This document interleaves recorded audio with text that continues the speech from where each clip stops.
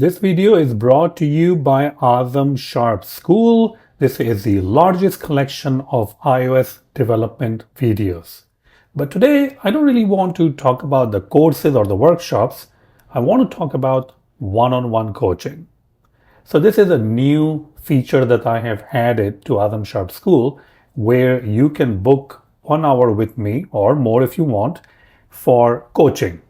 And these are personalized one-on-one sessions. So if you want to talk about Swift UI, app architecture, career advice, anything that you want, you can actually check out the coaching services on Azam Sharp School. I've already completed at least like half a dozen of these, and I just started maybe a month ago, and you can actually see the reviews over here. So definitely check out the coaching services that I provide.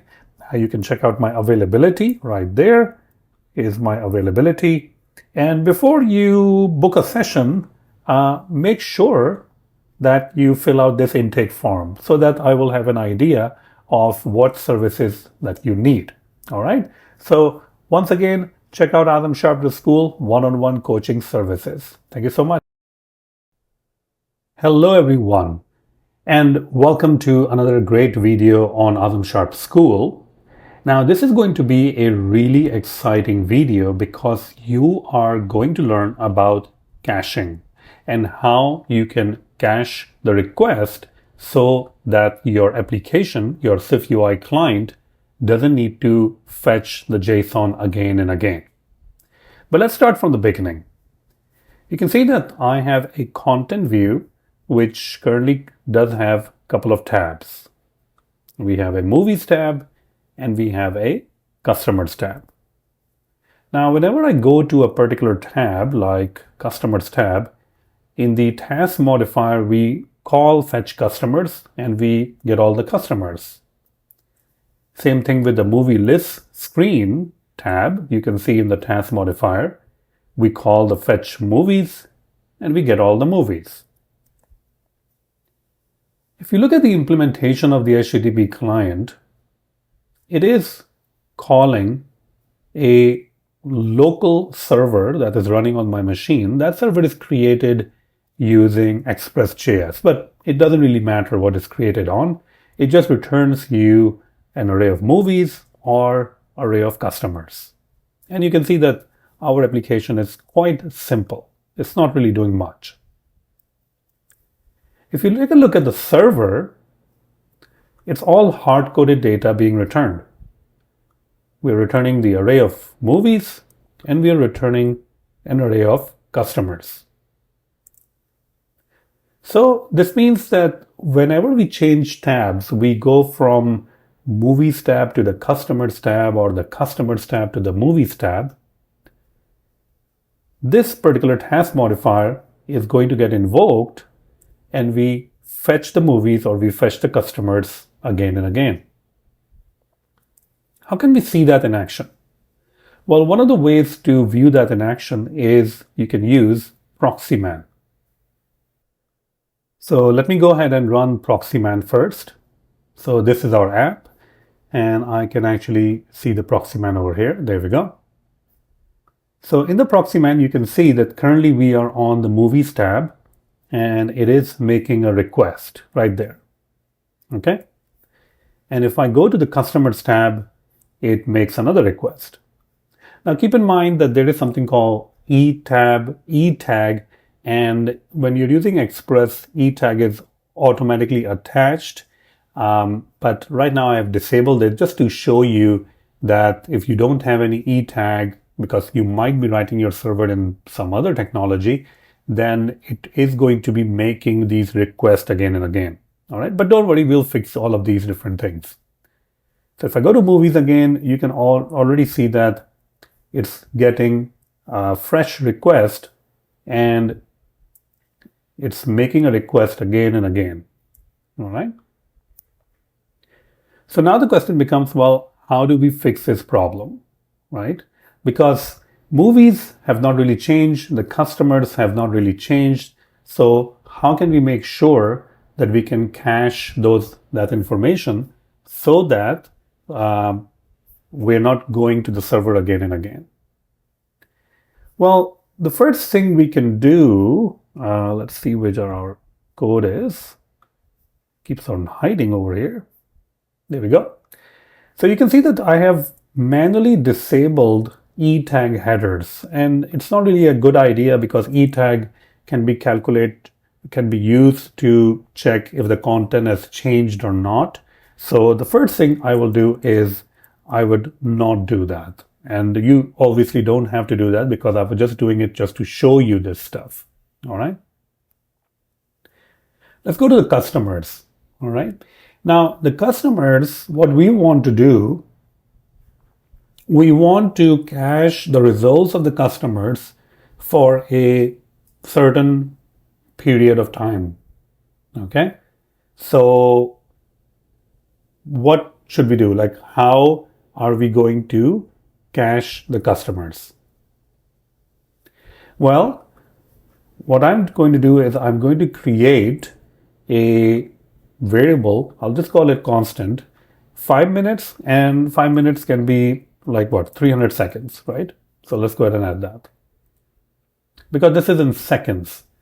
The thing that we're going to provide for caching will be in seconds. So 5 minutes is 300 seconds. Then I go to my customers over here. Okay. And when we go to the customers, over here, I can set the cache header. That's the best way to do caching. If you have control on the server, you can just set the cache header, and on the iOS side, it's all default that it's going to obey the cache headers. So you don't really have to do anything on the client side. But I'll still show you some of the back things that what you can do.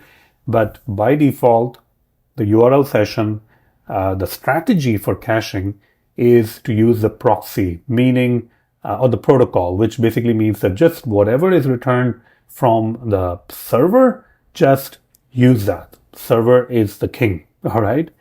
Okay, so let's go ahead and cache that. So I'm going to say set, and this time I'm going to set some sort of cache control.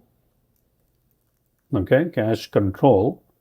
And now the value of the cache control, we can pass in the maximum age. Maximum age basically means that this particular caching will be available for this maximum time. All right. And another thing that we can actually do is we can use template literals over here. That will be fun to use. There we go. And now we can inject the value of 5 minutes. 5 minutes. So 300 seconds basically. So this means that the customer's request will be cached for 300 seconds. Now, if you want to increase this cache amount, that is perfectly fine. You can do that. You can even make it lower, that you can cache it for like, 5 seconds or so. All right. So if I go change it, I can go and change it to like 5 seconds, 10 seconds. We're going to check it out a little bit later. But just by adding the cache control header from on the server, we are now dictating to the client that, hey, you're going to be using this customers, the response that I'm giving you, for 5 minutes. I'm not going to give you anything new for 5 minutes. You're just going to use this for 5 minutes. Okay. So let's save this. We will try to run this again now. Okay. And let's see. Okay. So I'll go to customers. Okay. That's the request. It's probably caching for 5 minutes. Go back over here. Go back over there. Now look at that. Look at that. What happened? See that? When I went to the customer back again, there was no request for the customers. Now, keeping in mind that the movies route is not cached. So if I go to movies route, we are still going to the movies, but I'm going to go back to the customers. Nothing. Pretty cool, right? So for 5 minutes, we can actually cache the customers. For 5 minutes, it's going to be the same customers. All right. Now, you can actually see that for movies, it's actually telling you not modified. So if you even check this one, the not modified thing, it's going to give you the 304, which is a not modified header. And even that is getting cached. Why? Because of the ETag. Or the ETag is going to basically tell, and ETags are by default. So ETag is simply going to tell that the data of the movies hasn't really changed. So you don't really need to send in a new response for the movies even. All right. So both of their things are kind of like getting cached, but this is the customers is a little bit more explicit cache that we're using for 5 minutes. Now I can change this to, let's say, 5 seconds. There we go, 5 seconds. Let's go ahead and run it again. And we are going to look at it right here. Okay, so I'm going to go to customers. Again, it's still cached. I'm going to go to customers. Probably it should allow us to refresh it for like, after a couple of seconds, it should allow us to refresh it, basically. Let's see. Okay. The movies, still, you can see the movies is just saying not modified, which is a 304 that we're getting back. Let's see over here if we can, 304 not modified, powered by Express. And this is the ETag that we're getting. All right. And once again, as I mentioned, ETag is simply, when you have the content that you're sending back as JSON, that's a hash to create the ETag. And if that ETag is not changing, it's basically the response content is not really changed. All right. Probably I think I have to probably delete the app because it's hooked up to that cache thing for 5 minutes. All right. So let's go ahead and delete that. Let's run it again. Okay, let's go to customers. Okay, there we go. So we get to customers. We get a fresh copy from the customers. We get to movies. Movies is still cached. We didn't really do much with the movies. And we'll go to customers again. And you can see that now customers is we're making a request, but it's also saying that, well, it hasn't really been modified. It's all because of the ETag. All right. So ETag is just telling everything that, it's not really modified. I mean, it's not really changed. Okay. And the good thing with entity tags or ETag is basically they are by default in Express. So they get added by default. All right. But you can disable them just to play around with it, or you can even enable your own ones. That's perfectly fine too. Okay.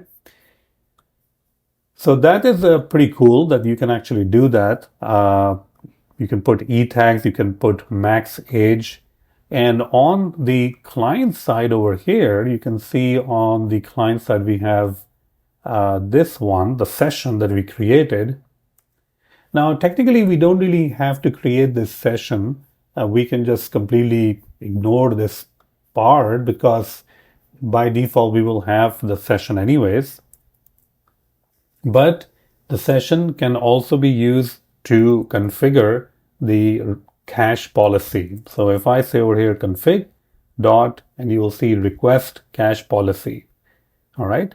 Now, by default, the cache policy, and there are many different default cache policies available. You can see over here. By default, it is the use protocol cache policy.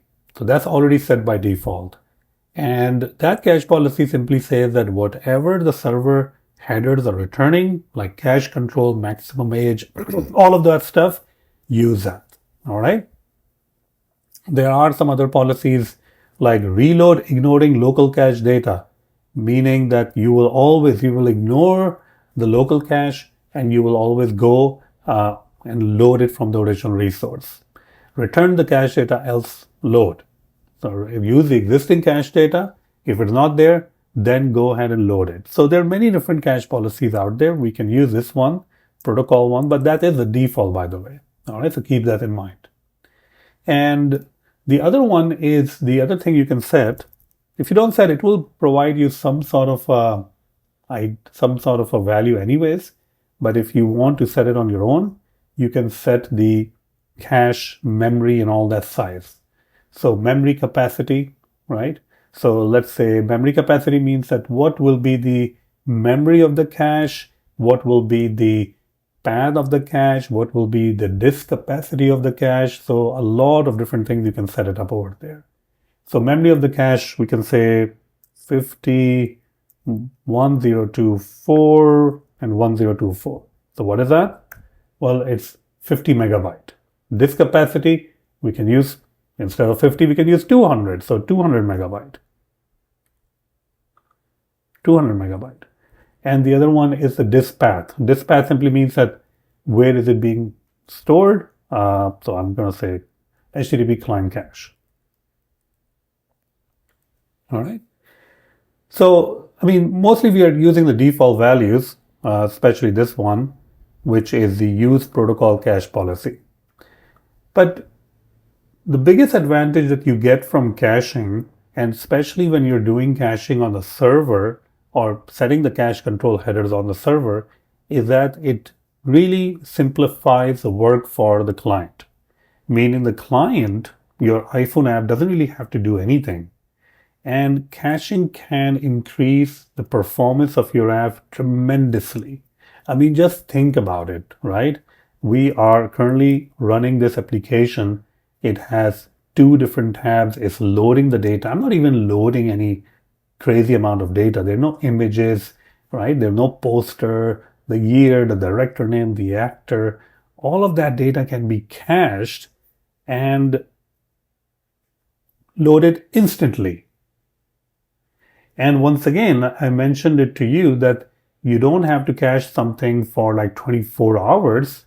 You can even cache it for micro caching purposes. You can cache it for 5 or 6 seconds. And even that is going to make a big difference, especially during the time when your application is being hit by a lot of requests. So that micro caching of 4, 5, 6 seconds is going to be very, very beneficial. And, data that is stale for 5, 6 seconds usually doesn't really matter. But again, you have to be careful. You don't want 5, 6 seconds stale data for some sort of a financial thing like stock prices. They have to be instant. They have to be live all the time, right? So that is something that you'll have to take care of. But most of the apps that you're designing, you can take advantage of caching. So hopefully you have enjoyed this, and you may have seen that how simple it is to add caching. You can simply do it all on using the server. And if you're using Express is just going to add the ETags on its own. So ETags simply means that let me actually show you one more time. So if I go ahead and run this again, okay. Let's look at over here.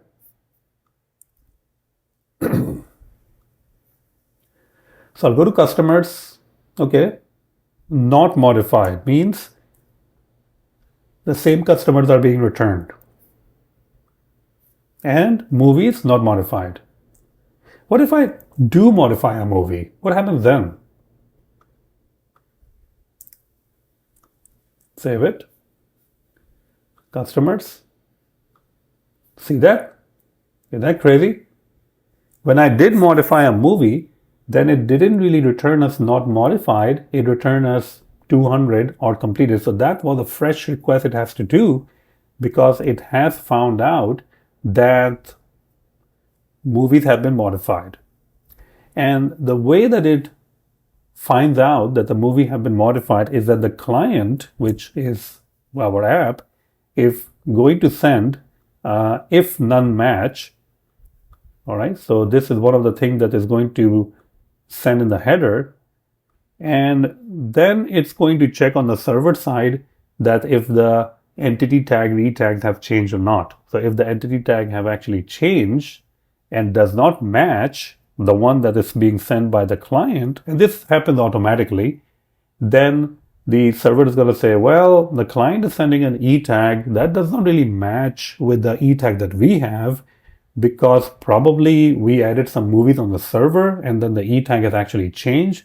So I'm going to give you all the new movies because certainly something has changed, right? Now if I go to customers and I go to movies, not modified again because now we get the data. So that's pretty cool. You can just play around with these E tags. You can play around with max age, from on the server side and completely control the caching part of it. So your client side doesn't really have to do much. I mean, it's all just handled by default. All right, so that's pretty cool. So hopefully you have enjoyed this video. Thank you so much, and I'll see you next time.